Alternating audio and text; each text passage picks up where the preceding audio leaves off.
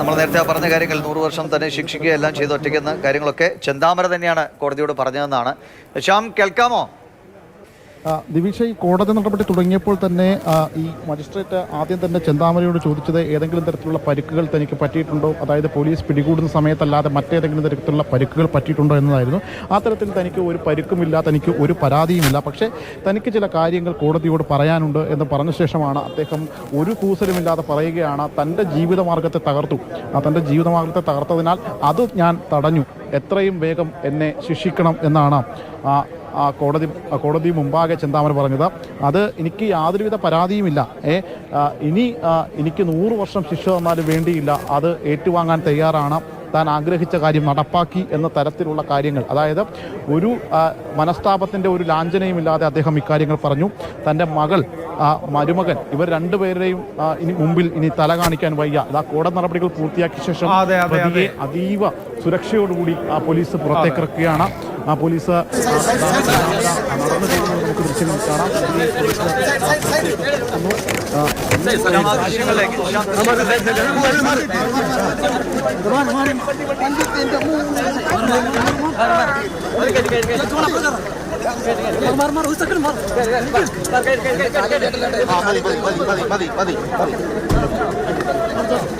സാറേ സാറേ സാറേ സാറേ പോലീസ്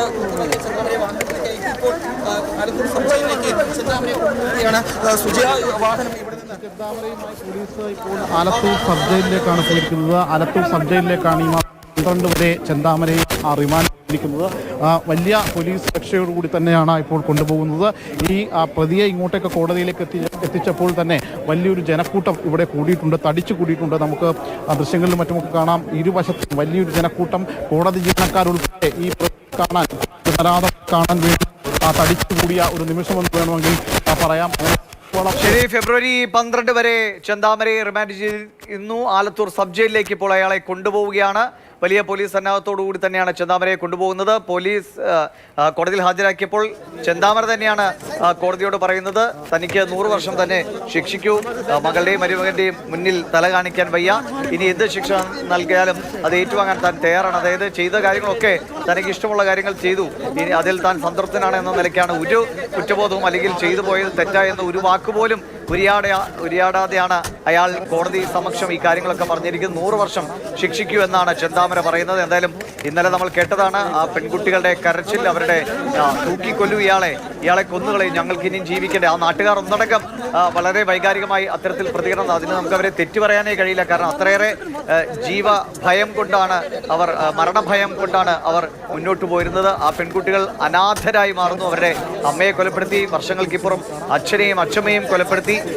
ജാമ്യത്തിലിറങ്ങിയ പ്രതിയാണ്. ആ ജാമ്യവ്യവസ്ഥകളൊക്കെ ലംഘിച്ചുകൊണ്ടാണ് ഈ ക്രൂരമായ കൊലപാതകം കൂടി നടത്തിയത് എന്നതാണ് അതിലേറ്റവും പ്രധാനപ്പെട്ട കാര്യം. അതായത് നമ്മുടെ സിസ്റ്റം, നമ്മുടെ പോലീസ് സംവിധാനത്തിന്റെ വലിയ പിഴവാണ് ഈ 2 കൊലപാതകങ്ങളിലേക്കും നയിച്ചത് എന്ന് വ്യക്തമാണ്. അതിലാണ് ആ പെൺകുട്ടികൾ, ഞങ്ങൾ ഇനി ആരോടാണ് പറയേണ്ടത്, ഞങ്ങൾ എത്ര തവണ പോലീസിനോട് പറഞ്ഞതാണ്, എന്നിട്ട് ഞങ്ങൾ പറഞ്ഞതിനെ ഒന്ന് ഗൗരവത്തിലെടുക്കാൻ അവർ തയ്യാറായില്ലോ, അങ്ങനെ അവർ അതിനെ കരുതലോടെ എടുത്തിരുന്നെങ്കിൽ ഞങ്ങൾക്ക് ഈ ഗതി വരുമായിരുന്നോ, ഞങ്ങൾ അനാഥരാകുമായിരുന്നോ എന്നാണ് ആ പെൺകുട്ടികൾ ചോദിച്ചത്. ആ കരച്ചിലിന് തീർച്ചയായും ആ കണ്ണീരിന് കേരള പോലീസ് തന്നെയാണ് മറുപടി പറയേണ്ടത്. പിന്നീട് ഇയാളെ 36 മണിക്കൂർ കൊണ്ട് പിടികൂടി എന്നതൊക്കെ അഭിമാനത്തോടുകൂടി പറയുമ്പോഴും ആ ഗുരുതരമായ വീഴ്ച അത് ഒരു വലിയ കറുത്ത പാടായി തന്നെ ഈ സംഭവത്തിൽ അവശേഷിക്കും, പോലീസിന് മേൽ അവശേഷിക്കുമെന്ന കാര്യത്തിൽ യാതൊരു തർക്കവുമില്ല.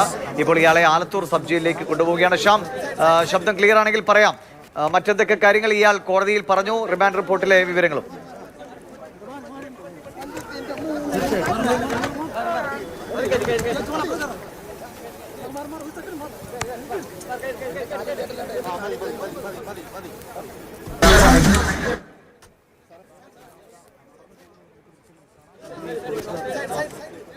ആലത്തൂരിൽ നിന്നുള്ള ദൃശ്യങ്ങളാണ് കാണുന്ന. ചെന്താമരയെ ആലത്തൂർ സബ് ജയിലിലേക്ക് കൊണ്ടുപോവുകയാണ്. വലിയ പോലീസ് സന്നാഹത്തോടുകൂടി തന്നെയാണ് അയാളെ കോടതിയിൽ നിന്ന് പുറത്തേക്ക് ഇറക്കി പോലീസ് വാഹനത്തിൽ കയറ്റി സബ് ജയിലിലേക്ക്, അതും തൊട്ടടുത്ത് തന്നെയാണ് അങ്ങോട്ടേക്ക് കൊണ്ടുപോയത്. തത്സമയ ദൃശ്യങ്ങൾ സബ് ജയിലിന് മുന്നിലുള്ള ദൃശ്യങ്ങളാണ് കാണുന്നത്. വലിയ രീതിയിലുള്ള ജനത്തിരക്ക് അവിടെ തന്നെ കോടതിക്ക് മുൻപിൽ തന്നെ കണ്ടു. ആ ഒരു പോലീസിന്റെ ഭാഗത്ത് ഇരുവശത്തു നിന്നും വലിയ രീതിയിലുള്ള ഉന്തും തള്ളുമുണ്ടായി. വലിയ പോലീസ് സന്നാഹത്തോടെ എന്തായാലും ഇപ്പോൾ ചെന്താമരയെ ആലത്തൂരിലെ ജയിലിലേക്ക് എത്തിക്കുകയാണ്. താൻ ചെയ്തത് വലിയ തെറ്റാണ്, എന്നുള്ള ഒരു ബോധ്യം ചെന്താമരയ്ക്ക് ഇപ്പോഴും വന്നിട്ടില്ല എന്നുള്ളതാണ്. അപ്പോൾ ജയിലിലേക്ക് കൊണ്ടുപോകുന്നതിന് മുന്നോടിയായിട്ടുള്ള മെഡിക്കൽ ചെക്കപ്പിന്റെ കൂടി ഭാഗമായിട്ടായിരിക്കാം അങ്ങോട്ടേക്ക് എത്തിച്ചിരിക്കുന്നത്. മറ്റെന്തെങ്കിലും ആരോഗ്യ പ്രശ്നങ്ങളുണ്ടോ എന്നുള്ളത് കോടതിയിൽ നിന്ന് തന്നെ ചെന്താമരയോട് ചോദിച്ചിരുന്നു. ആ ഘട്ടത്തിൽ മറ്റു പ്രശ്നങ്ങളൊന്നുമില്ല, 100 വർഷം എനിക്ക് ശിക്ഷ തന്നോളൂ എന്നുള്ളതാണ് ചെന്താമര അവിടെ പറയുന്നത്. പക്ഷേ ചെയ്തു പോയ തെറ്റിൽ ഇപ്പോഴും ഒരു മനസ്താപം ചെന്താമരയ്ക്കില്ല. തന്റെ മകനും മരുമകൾക്കും മുന്നിൽ നാണക്കേടുണ്ട് എന്നുള്ളൊരു കാര്യം മാത്രമാണ് ചെന്താമര പറയുന്നത്. അവർക്ക് മുൻപിൽ തലയുയർത്തി നിൽക്കാൻ പറ്റാത്ത അവസ്ഥയായി എന്നുള്ളത് മാത്രമാണ് ചെന്താമരയെ സംബന്ധിച്ചിടത്തോളം വലിയൊരു പ്രശ്നം. അതല്ലാതെ ഈ ചെയ്തു പോയ 2 അരുംകൊലയിലും ചെന്താമരനെയും സുധാകരന്റെ അമ്മയെയും കൊലപ്പെടുത്തുന്നു. ഇനി ആ വീട്ടിലുള്ളത് 2 മക്കൾ മാത്രമാണ്, അഖില, അതുല്യ എന്നുള്ള 2 മക്കൾ. പോലീസിന്റെ ഭാഗത്തു നിന്ന് വലിയ ഗുരുതരമായിട്ടുള്ള വീഴ്ച ഈ ചെന്താമരയെ ആദ്യഘട്ടത്തിൽ തന്നെ ജാമ്യവ്യവസ്ഥ ലംഘിച്ച് അവിടെ എത്തുന്ന ഘട്ടത്തിൽ തന്നെ ഉണ്ടായി എന്നുള്ളത് തന്നെയാണ് ഈ മക്കളും ആരോപിക്കുന്ന കാര്യം. ആ നാട്ടുകാരും ഒന്നടങ്കം ആരോപിക്കുന്ന കാര്യം അത് തന്നെയാണ്. വലിയ രീതിയിലുള്ള ജനരോഷം നാട്ടുകാരുടെ ഭാഗത്തു നിന്നും ഇന്നലെ തന്നെ കണ്ടതാണ്. പോലീസ് സ്റ്റേഷനിലൊക്കെ അടക്കം ഇരിച്ചു കയറിയാണ് നാട്ടുകാരുടെ ഭാഗത്തു നിന്നുള്ള പ്രതിഷേധം ഇന്നലെ ഉണ്ടായത്. ഇപ്പോൾ കേസിന്റെ അന്വേഷണത്തിന്റെ ഘട്ടത്തിലും പോലീസ് നേരിടുന്ന വെല്ലുവിളി തന്നെയായിരിക്കും. തെളിവെടുപ്പ് ഉൾപ്പെടെയുള്ള കാര്യങ്ങൾ നടത്താനും പോലീസ് ആ ഒരു രീതിയിലുള്ള പ്രതിസന്ധി എന്തായാലും നേരിടുമെന്നുള്ള കാര്യം ഉറപ്പാണ്.